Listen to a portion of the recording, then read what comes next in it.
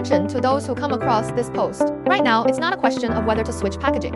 It's a matter of it being too late if you don't switch soon. More than 140 countries and regions around the world have long introduced policies to ban or restrict plastic use. Local authorities across China are also conducting strict inspections on non-compliant plastic products. Once supermarkets, catering businesses, and factories are inspected and found non-compliant, the losses will be no small amount. Don't panic. The perfect alternative to plastic is already here. Pulp molded products.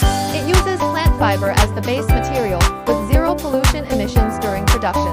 After use, it can also be recycled and degraded, fully complying with the environmental protection requirements of various countries. There's no longer any fear of crossing policy red lines. Looking to switch to alternatives but struggling to find reliable equipment? Choose Guangzhou Nanya. We are one of the few enterprises in China that offer a full range of pulp molding equipment.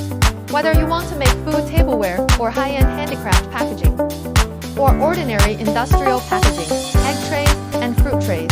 As long as you have needs, we can provide a customized solution and offer full process support, from equipment supply to after-sales service, giving you peace of mind and reassurance.